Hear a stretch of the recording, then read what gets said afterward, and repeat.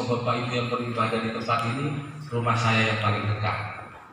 Atau ada yang lebih dekat dari rumah saya? Nggak ada. Yang kedua, saya baru pertama kali juga berkhotbah di tempat ini. Yang ketiga, ini gereja kedua di Kota Malang yang saya pernah berkhotbah. Kalau di Surabaya sering, tapi di Malang baru kali ini yang kedua. Baik Bapak Ibu, itu saja. Tema kita pada hari ini adalah harus setia kepada perintah Allah. Harus setia kepada perintah Allah. Mari kita membuka satu bagian firman Tuhan yang terambil dari Yohanes 14 ayat 23 sampai 24.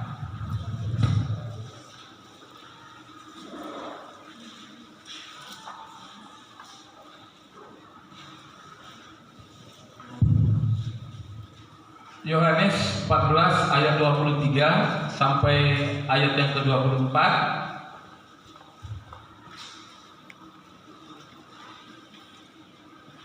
Kalau sudah Bapak Ibu, kita akan baca bersama-sama. 1, 2, 3. Jawab Yesus, "Jika seorang mengasihi Aku, ia akan menuruti firman-Ku, dan Bapa-Ku akan mengasihi dia, dan kami akan datang kepadanya dan diam bersama-sama dengan dia." Ayat 24. "Barang siapa tidak mengasihi Aku, ia tidak menuruti firman-Ku, dan firman yang kamu dengar itu bukanlah daripadaku, melainkan dari Bapa yang mengutus Aku." Harus setia kepada perintah Allah. Bapak Ibu dan Saudara yang terkasih dalam nama Tuhan Yesus, sebagai orang percaya, salah satu pertanyaan yang paling kurang untuk didengar adalah, atau kurang enak untuk didengar adalah, ketika orang bertanya kepada kita, apakah Anda mengasihi Tuhan? Orang percaya itu paling tidak suka kalau ditanya, apakah Anda mengasihi Tuhan? Maka orang akan bilang begini, mengapa Anda bilang saya ini? Atau mengapa Anda bertanya, apakah saya mengasihi Tuhan? Apakah Anda tidak melihat saya ini sudah melayani? Saya sudah jadi WR, saya sudah jadi singer, saya sudah menyampaikan firman, saya sudah terlibat di dalam penginjilan, bahkan semua pelayanan gereja itu saya sudah ikuti. Kok ditanya lagi, apakah Anda mengasihi Tuhan? Bapak Ibu dan Saudara yang terkasih dalam nama Tuhan Yesus, tetapi apakah memang kita ini benar-benar mengasihi Tuhan? Harus dilihat dulu motivasinya. Apakah Anda menjadi seorang pelayan itu karena apa? Popularitas? Apakah kita melayani Tuhan itu karena kita inginkan uang atau materi? Ataukah kita melayani Tuhan itu karena rutinitas atau karena sebuah keterpaksaan? Sehingga tidak salah kalau firman Tuhan dalam Matius 15 ayat yang ke-8 berkata, "Bangsa ini memuliakan Aku dengan bibirnya, padahal hatinya jauh daripada-Ku." Bangsa ini memuliakan Aku dengan bibirnya, padahal hatinya itu jauh daripada-Ku. Bapak Ibu dan Saudara yang terkasih dalam nama Tuhan Yesus, mengasihi Tuhan itu tidak hanya sekedar kata-kata. Mengasihi Tuhan itu tidak hanya terlibat di dalam pelayanan-pelayanan ada di gereja. Tetapi hari ini kita diingatkan bahwa mengasihi Tuhan itu adalah bagaimana kita mampu menuruti firman Tuhan. Orang yang mengasihi Tuhan adalah orang yang menuruti firman Tuhan. Orang yang mengasihi Tuhan adalah orang yang setia kepada perintah-perintah Allah. Amin. Jadi kalau ada orang yang mengatakan saya orang yang mengasihi Tuhan, maka ia adalah orang yang menuruti perintah Tuhan. Kalau ada orang yang mengatakan saya mengasihi Tuhan, tetapi tidak mau tahu dan tidak mau peduli dengan hukum-hukum Tuhan, berarti dia tidak mengasihi Tuhan. Bapak Ibu dan Saudara yang terkasih dalam nama Tuhan Yesus, ketika kita berbicara mengenai kesetiaan, itu adalah sesuatu yang berlangsung terus-menerus. Orang setia itu ya harus terus setia, tidak boleh tidak setia. Jadi kalau orang yang mengasihi Tuhan, firman Tuhan katakan bahwa dia harus setia menuruti firman Tuhan. Jadi tidak sewaktu-waktu saja. Jadi orang menuruti firman Tuhan itu bukan hanya berdasarkan mood hati. Orang mengasihi Tuhan itu tidak berdasarkan suasana hati. Orang mengasihi Tuhan itu tidak berdasarkan dapat untung atau tidak. Bapak Ibu dan Saudara yang terkasih dalam nama Tuhan Yesus, betapa kita sering melihat orang mengatakan saya mengasihi Tuhan, saya melayani Tuhan, tetapi hidupnya tidak sesuai dengan firman Tuhan. Saya terkadang mikir Bapak Ibu, kesetiaan yang bagaimana yang sedang dipertontonkan oleh orang-orang percaya pada masa sekarang ini. Kalau kesetiaan itu adalah merupakan sesuatu yang terus menerus sifatnya dan tidak pernah putus, sekalipun ada masalah, sekalipun ada persoalan, sekalipun ada sakit penyakit, seperti kata pujian tadi, apa katanya? Ku kan bertahan dalam tekanan. Ada tekanan aja kita bertahan Bapak Ibu. Jangan begitu dapat tekanan sedikit saja langsung aku nggak mau lagi lah ke gereja, aku nggak mau lagi melayani Tuhan, aku nggak mau lagi ikut semua kegiatan karena saya tidak suka ini, saya tidak suka ini, saya tidak suka ini. Tekanan justru harus menjadi motivasi untuk kita tetap bahkan komitmen untuk menjadi orang yang setia. Amin. Hari ini kita akan melihat Tuhan bagaimana kita supaya bisa tetap setia. Bapak Ibu dan Saudara, ada dua hal yang kita harus lakukan supaya kita tetap setia kepada peraturan-peraturan Tuhan. Yang pertama, lakukanlah perintah Allah tanpa banyak bertanya. Lakukan perintah Allah tanpa banyak bertanya. Setia tanpa tanya. STT. Jadi kalau ada masuk STT, ingat, setia tanpa banyak bertanya. Karena nanti kalau banyak bertanya kena skorsing juga. Jadi lakukanlah perintah Tuhan itu tanpa banyak bertanya. Loh kok bisa ya kita melakukan firman Tuhan itu tanpa banyak bertanya? Bapak Ibu dan Saudara, siapa yang tidak kenal dengan Thomas Alva Edison, penemu bola lampu dan gramofon? Thomas Alva Edison ini pada saat dia di sekolah dasar itu dikeluarkan dari sekolah karena setiap dia masuk selalu bertanya kepada guru.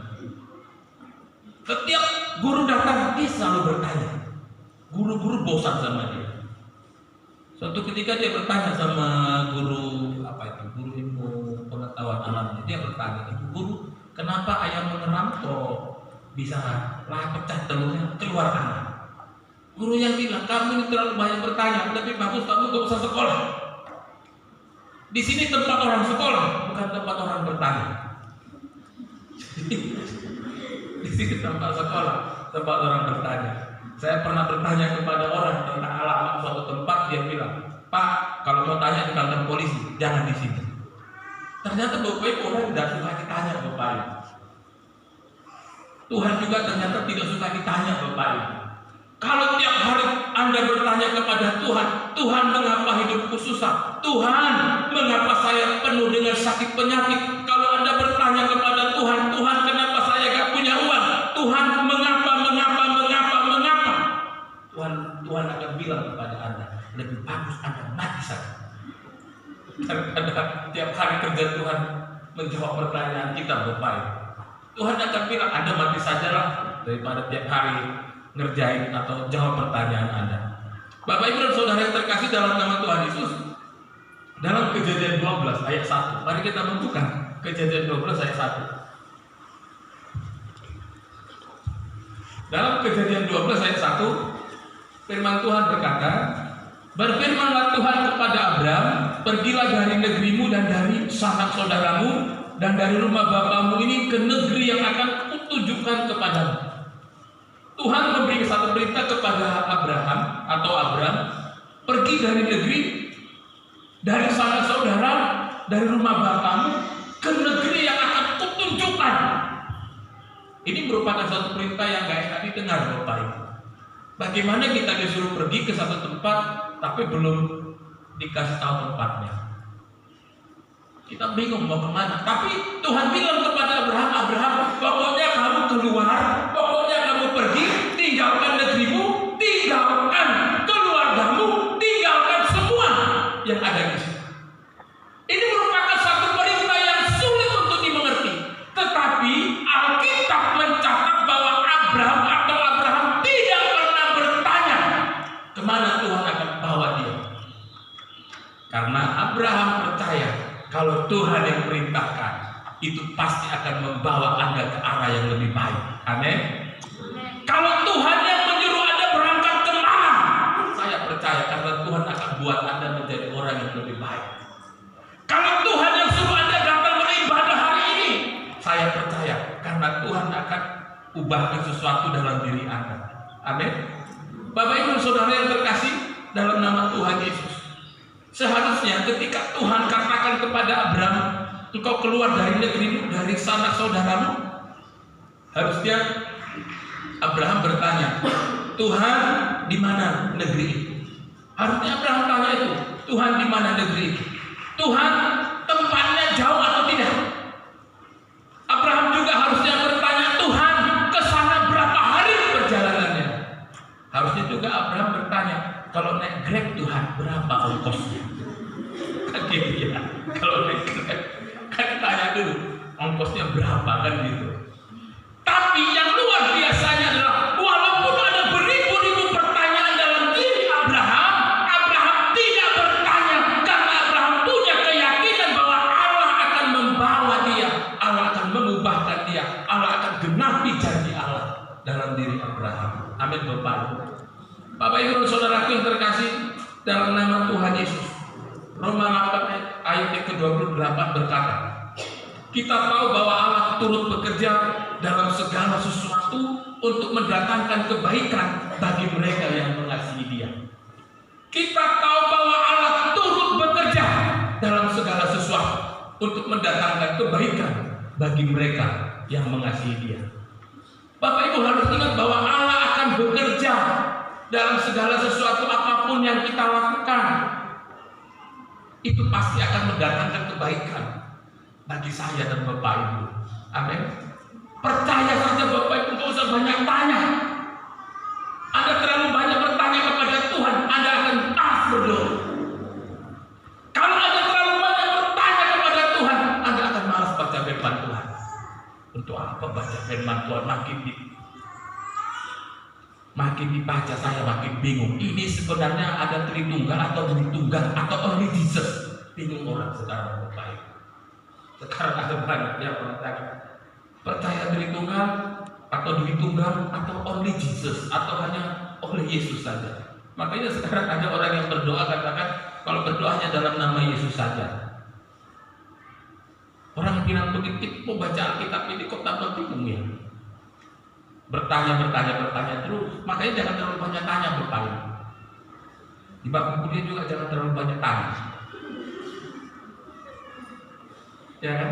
Di bab kuliah juga jangan terlalu banyak tanya. Karena itu kalau banyak bertanya biasanya itu ngabisin waktu aja itu. Supaya dosennya jangan nerangkan materi lagi. Kan begitu. Bapak Ibu Saudara yang terkasih dalam nama Tuhan, kita tahu bahwa Allah turut bekerja dalam segala sesuatu untuk mendatangkan kebaikan bagi orang percaya. Amin. Bapak Ibu dan Saudara yang terkasih dalam nama Tuhan Yesus, 2 bulan yang lalu kami berangkat dari Pekanbaru ke tempat ini. Saya nyetir sendiri Bapak Ibu. Istri saya tanya ke saya, Pak, kira-kira nanti kita sampai nggak kita ini ke Malang? Sudah pernah nggak nyetir ke Malang? Belum. Terus nanti sampainya gimana? Saya bilang, zaman sekarang ini kita punya 2 kekuatan. Yang pertama, Allah yang Maha Tahu, dan yang kedua, Google yang serba tahu. Allah yang Maha Tahu dan Google yang serba tahu Bapak Ibu. Jadi gimana caranya kita sampai di Malang? Saya bilang gampang saja, kita klik saja Malang sampai Bapak Ibu. Sampai kami di Malang, walaupun saya itu tembus sampai ke Gresik.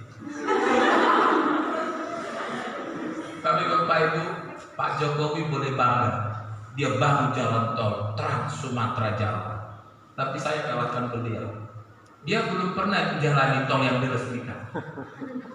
Tapi saya sudah jalani semua tol yang dibangun Pak Jokowi. Dari Sumatera sampai ke tembus ke ujung Gresik satu.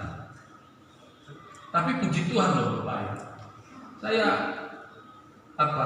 Waktu istri saya tanya begitu, saya bilang juga, ya Abraham aja disuruh Tuhan pergi, dia pergi nggak tahu mau kemana, sampai juga kok. Sampai Bapak Ibu. Saya bilang jangan takut lah, nanti kita juga sampai di kota malam. Waktu itu Bapak Ibu dan Saudara, istri saya tanya, masih lama Pak? Masih lama Pak? Saya bilang sebentar lagi. Sampai di Madiun itu, sehingga saya ke Madiun ke sini itu paling berapa ya? 4 atau 5 jam. Tapi anehnya saya dari Madiun sampai ke sini itu 10 jam.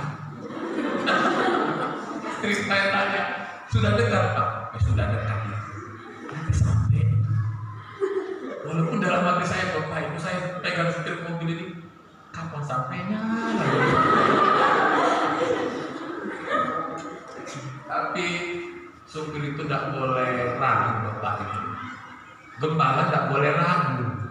Kepala keluarga tidak boleh ragu Bapak Ibu. Pemimpin itu tidak boleh ragu. Amin.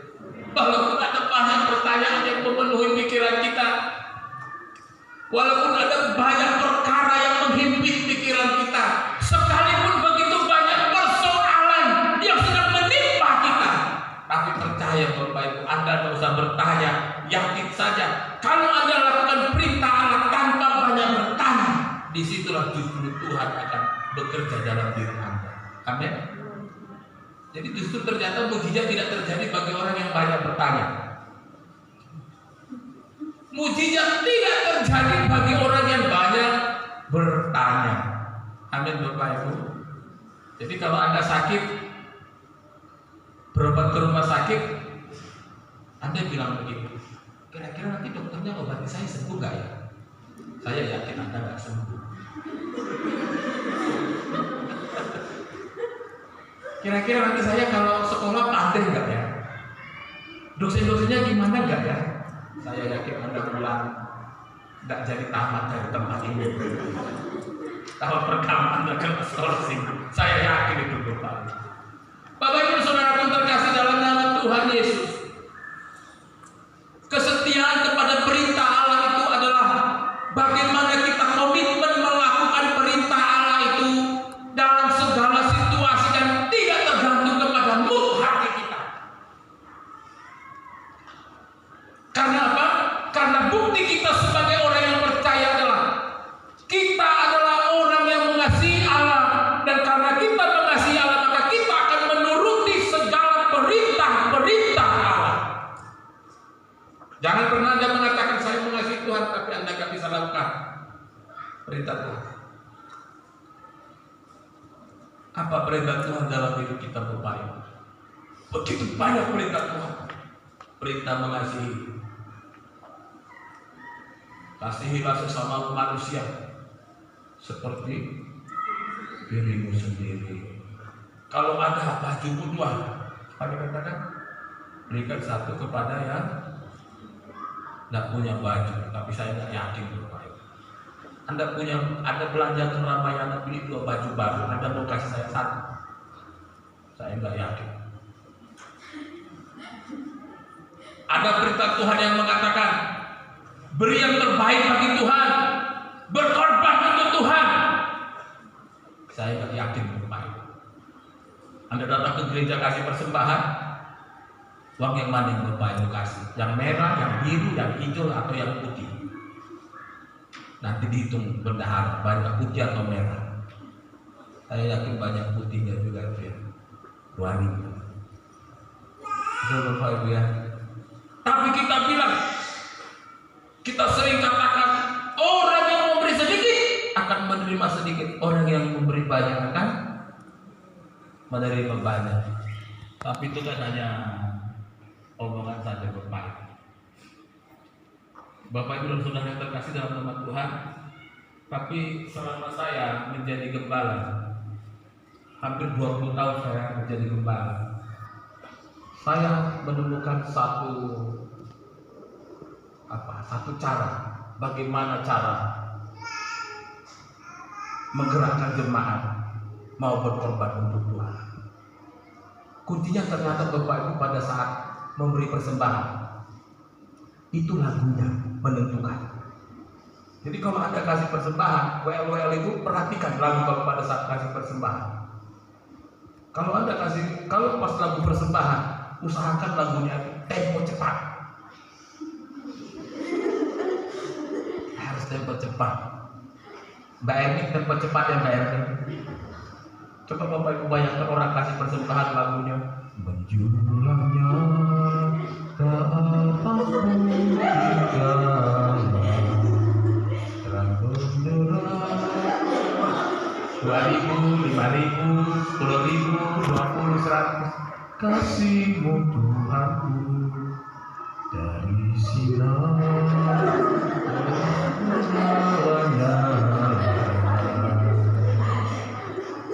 lambat Bapak Ibu, saya yakin masuk yang kecil semua. Yang kecil, tapi coba lagu tersebut bangkit suka maju. Gak sempat Bapak Ibu, ada orang yang bangkit agak tarik pelan. Gak sempat. Nama Yesus 100 pun.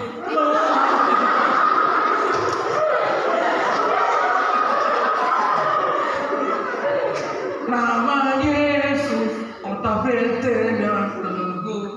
Gak sempat Bapak Ibu Anda pilih mana yang kecil, mana yang besar. Gak sempat. Itu saya sudah terapkan di sana Bapak Ibu. Saya itu selalu bilang kepada pemimpin pujian, pilih tempo lagu yang cepat, supaya cepat tangannya ambil uang di dompet. Baru kita bisa katakan, saya sudah lakukan perintah Tuhan. Walaupun sampai rumah menyesal.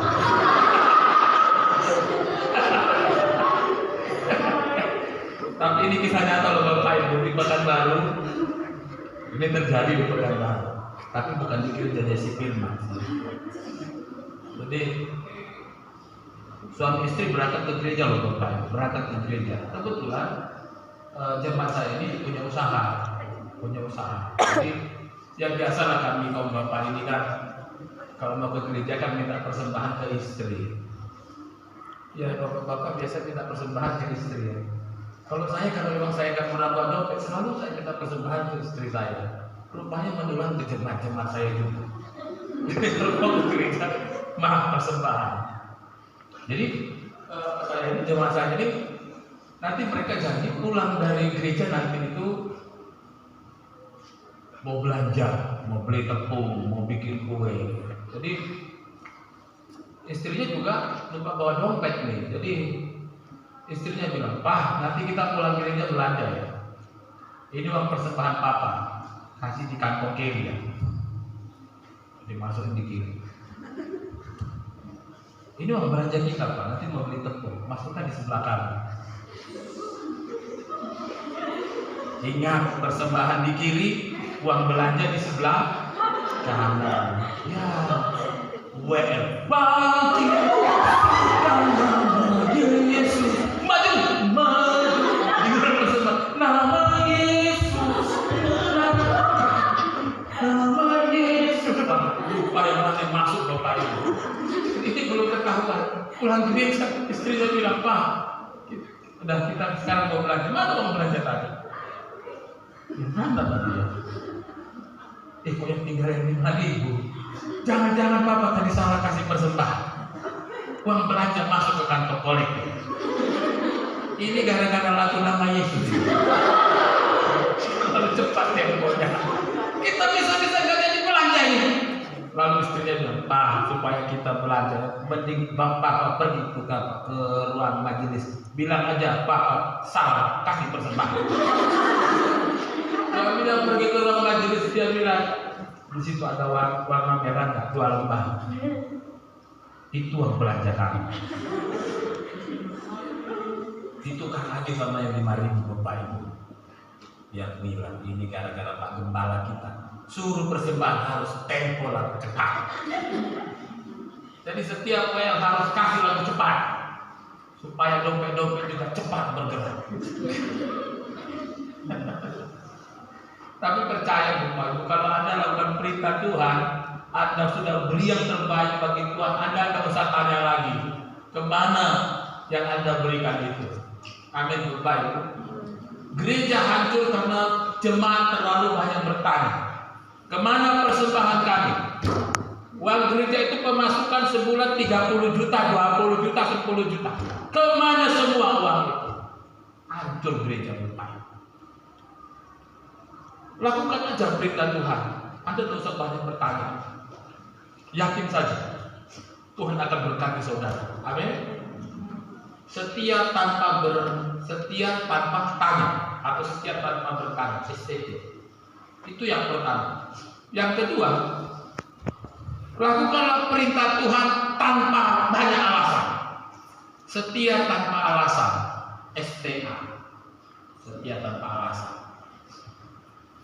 Dalam Lukas 9 ayat 57 sampai 62. Kita buka Lukas 9. Lukas 9 ayat yang ke-57 sampai ayat yang ke-62. Tapi kita baca ayat yang ke-59 saja sampai ayat yang ke-61. Kita baca ayat 59 sampai 61, 1, 2, 3. Lalu ia berkata kepada seorang lain, ikutlah aku. Tetapi orang itu berkata, izinkanlah aku pergi dahulu menguburkan bapakku. Tetapi Yesus berkata kepadanya, biarlah orang mati menguburkan orang mati, tetapi engkau pergilah dan beritakanlah kerajaan Allah di mana-mana.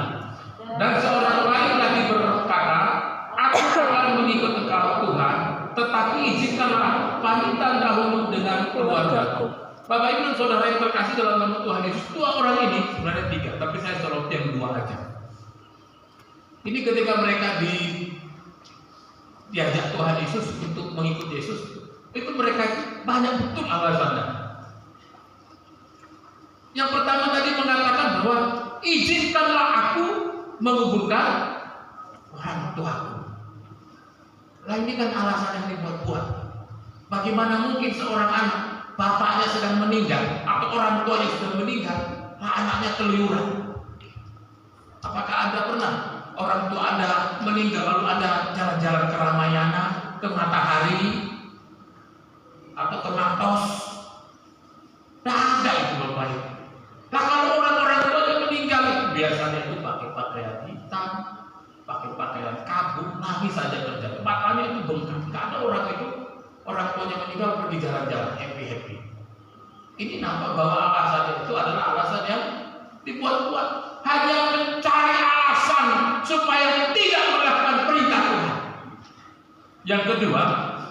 Yang kedua ini ketika dia berkata dia akan mengikut Yesus, tapi dia katakan saya mau pamitan dulu ke keluarga. Kalau dipikir-pikir Bapak Ibu ini kelihatannya ini sesuatu yang baik ya. Seorang anak mau ikut Yesus tapi pamitan dulu ke orang tuanya. Pak, Ma, saya pamit ya. Saya mau berangkat ke Malang. Bagus nampaknya. Tapi orang ini pun sebenarnya hanya membuat alasan seolah-olah dia mau pamitan dulu kepada orang tuanya, tetapi hanya alasan supaya tidak kembali kepada Yesus. Jadi orang percaya itu sudah dari dulu sejak zaman Tuhan Yesus itu ternyata punya banyak alasan, 1000 alasan untuk menolak atau untuk tidak melaksanakan perintah Tuhan. Orang akan mencari alasan apapun, orang akan buat sesuatu apapun menjadi alasan untuk tidak taat, untuk tidak melakukan perintah Tuhan. Karena memang orang Indonesia itu paling suka dengan alasan. Itu Bapak Ibu, saya kasih contoh. Anda gak datang kebaktian pasti ditanya, kenapa gak datang kebaktian? Orang sudah gak datang yang Bapak Ibu tanya sebenarnya. Sudah gak datang yang gak datang. Kenapa gak datang ibadah? Sakit, walaupun gak sakit. Kenapa gak ikut kul atau gak ikut ibadah kelompok sel? Rapat.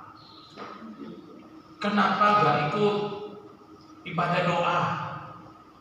Ada tamu. Udah jelas-jelas gak datang. Kalau saya bapak, malah saya bertanya, sudah gak datang ya udahlah, kok usah datang. Nanti saya tanya juga alasannya banyak. Terkadang kalau saya bertanya kepada jemaat, kenapa gak datang, saya malah buat dia jatuh ke dalam dosa, berbohong. Jadi ini tidak usah ditanya. Daripada saya buat orang banyak dosa, saya diamkan saja. Saya nggak tanya, kenapa kamu tidak datang? Kenapa kamu terlambat? Saya nggak tanya lagi. Karena nanti tidak ada gunanya. Saya bakal bikin dia tambah dosanya hari ini. 2 alasannya, tambah 2 dosanya. Sempat 3 alasannya, 3 dosanya. Sempat 10 pertanyaan saya, 10 dosanya hari ini. Jadi saya orang baik, saya nggak membuat orang jatuh ke dalam dosa. Jadi saya nggak usah tanya. Bapak Ibu Saudara yang terkasih, dalam nama Tuhan Yesus, mengikut atau melakukan perintah Tuhan itu merupakan sesuatu yang wajib bagi kita. Walaupun banyak orang yang tidak menyadari bahwa melaksanakan perintah Tuhan itu adalah merupakan kewajiban atau panggilan bagi orang percaya. Biasanya orang melakukan firman Tuhan atau biasanya orang setia kepada perintah Allah kalau dianggap perintah Allah itu mendapatkan keuntungan bagi dia. Dan Bapak Ibu dan Saudara, orang yang paling sulit untuk patuh kepada perintah Allah adalah orang yang menguasai banyak ayat firman Tuhan. Jadi orang yang paling susah untuk setia kepada perintah Allah itu adalah orang yang menguasai firman Tuhan. Mengapa orang yang menguasai firman Tuhan itu menjadi sangat sulit untuk setia kepada Allah? Karena orang yang menguasai firman Tuhan, dia akan mencari alasan dari firman Tuhan untuk membenarkan diri. Makanya pendeta, gembala, hamba Tuhan itu paling susah disalahkan. Betul ya? Pendeta, hamba Tuhan, gembala, pelayan gereja itu paling susah disalahkan. Sudah dia salah pun dia akan cari ayat Alkitab untuk membela itu. Jadi repot. Makanya nggak salah kalau firman Tuhan katakan bahwa seorang guru akan dihakimi berdasarkan ajarannya. Atau kalau ada yang menyesatkan salah seorang dari angkatan ini, padanya diikatkan batu kilangan. Itu konsekuensinya. Jadi orang yang mengetahui firman Tuhan sering menjadikan firman Tuhan menjadi alasan untuk tidak taat kepada perintah Tuhan. Karena kalau kita menjadikan firman Tuhan sebagai alasan, kita kan kelihatan rohani. Betul ya? Kenapa tidak datang ibadah? Saya berdoa di rumah, padahal hanya tidur. Kenapa tidak ikut ibadah? Tadi malam saya itu melayani orang, ada keluarga yang berantem, Pak. Saya harus mendamaikan mereka, padahal suami istri yang berantem. Kenapa nggak ikut ibadah hari Minggu? Pak, pas kali udah ke ibadah, Pak, ada pula orang-orang Pak itu yang aku kasihan sekali, saya orang sakit-sakitan, lumpuh pula dia, terpaksa kami rawat dia dulu, padahal telah mati. Orang mengetahui firman Tuhan harusnya dia semakin mengasihi Tuhan. Amin. Semakin banyak kita mengetahui firman Tuhan, harusnya kita semakin mengasihi Tuhan.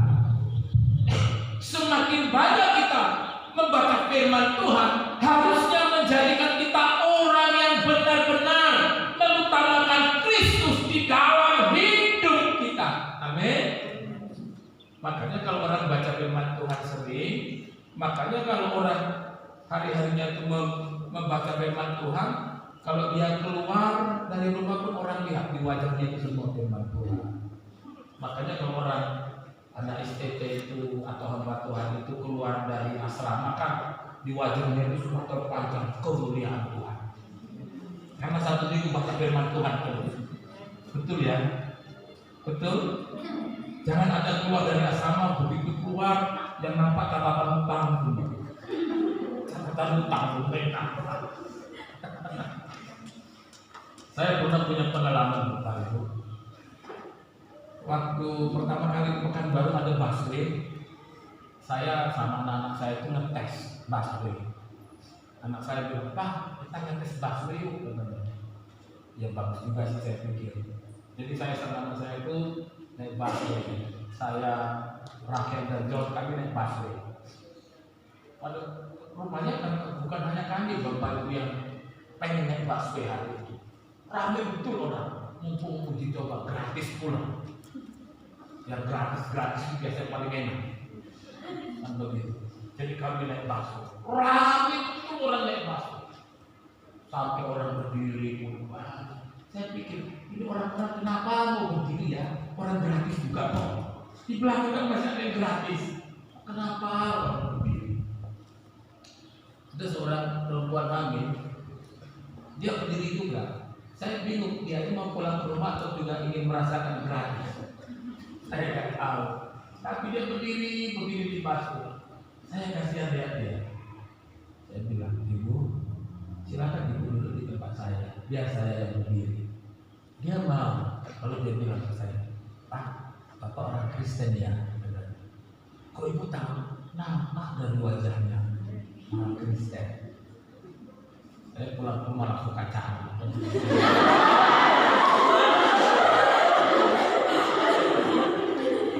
Saya bilang, mungkin karena saya baru cukup brewok. Kalau saya panjangin mungkin nampak kayak pasukan cingkrang. Saya kan brewok akhirnya.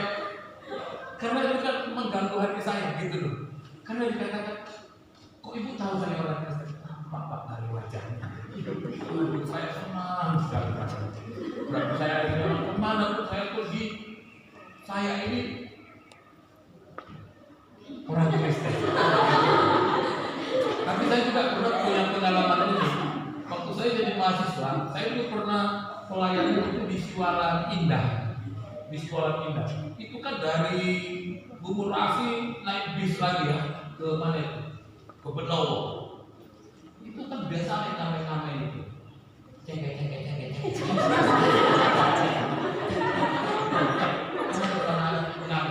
Setelah itu jalan ke kantor persembahan.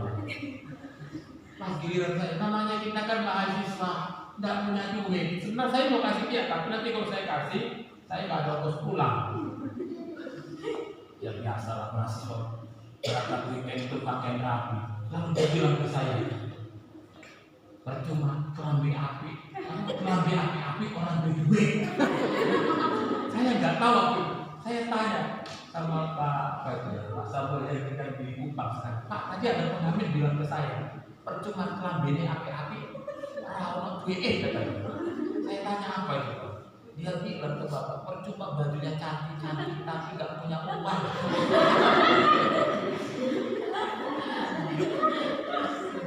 Tapi saya terhibur. Dia bilang, "Percuma baju saya cantik tapi nggak punya uang." Saya terhibur. Kenapa? Karena saya juga nggak punya uang. Saya kan di opsi sekolah ke sana. Jadi saya juga nggak punya duit. Tapi paling tidak Bapak Ibu, ketika kita menjadi orang yang mengasihi Tuhan, ketika kita menjadi orang yang melakukan perintah Tuhan, harusnya kita memancarkan kemuliaan Tuhan. Amin. Tiap hari Anda baca Alkitab, ya harusnya Anda memancarkan kemuliaan Tuhan. Tiap hari Anda berdoa, harusnya Anda memancarkan kemuliaan Tuhan. Tiap hari Anda bersekutu, harusnya Anda memancarkan kemuliaan Tuhan. Jadi ikut aja lah Tuhan tanpa banyak alasan. Anda ikut Tuhan itu tidak butuh banyak alasan. Cukup katakan, "Saya mau ikut Tuhan karena saya mengasihi Tuhan dan saya akan melakukan perintah Tuhan." Tidak butuh alasan yang lain dari saya. Tidak ada alasan lain apapun yang kita mau ajukan, karena kita percaya bahwa kita ikut Tuhan karena memang kita mengasihi Tuhan. Tidak ada yang lain. Aneh. Anda ada di sini karena Anda mengasihi Tuhan. Anda beribadah kepada Tuhan karena Anda mengasihi Tuhan. Anda lakukan perintahnya karena Anda mengasihi Tuhan, bukan karena yang lain, bukan karena motivasi yang lain. Karena saya percaya kalau kita punya motivasi yang salah, kalau kita ada motivasi yang lain, kita datang kepada Tuhan, saya yakin itu hanya akan bom waktu yang akan menunggu saja untuk meledak. Jadi Anda ikut Tuhan itu, ikutlah Tuhan karena Anda mengasihi Tuhan, bukan karena yang lain. Amin. Sebagai penutup Bapak Ibu,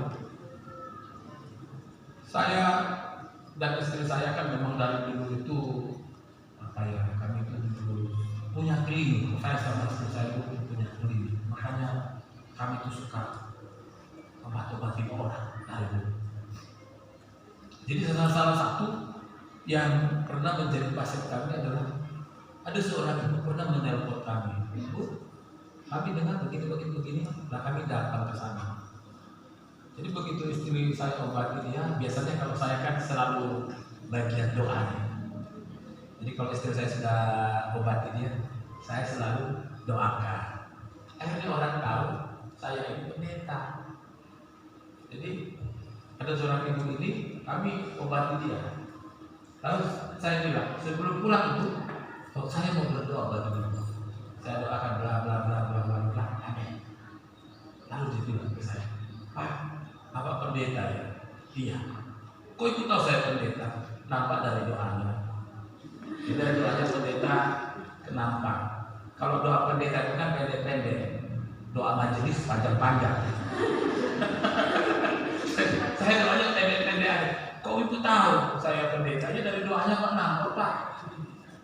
"Kalau majelis doanya panjang-panjang, pendeta pendek-pendek." Ya, "Oh gitu Bu ya." Jadi dia bilang, "Suami saya juga pendeta loh." "Loh, mana suaminya?" Saya biasa itu kalau ketemu pendeta paling sangat respect begitu. "Mana suaminya?" "Oh, dia ada di LP." "Wih, luar biasa ya, suami ibu pendeta yang luar biasa. Dia melayani di LP, di lembaga pemasyarakatan. Saya salut sama dia, angkat jempol saya." "Suami saya bukan melayani di LP, penghuni LP." Saya udah putih-putih rupanya penghuni LP. "Suami bukan melayani di LP." "Bukan, dia lagi di LP." Saya bilang, "Kenapa suami bisa masuk LP?" Itulah, suami saya ini kan narkoba. Jadi pendeta bukan banyak narkoba juga. Pak narko.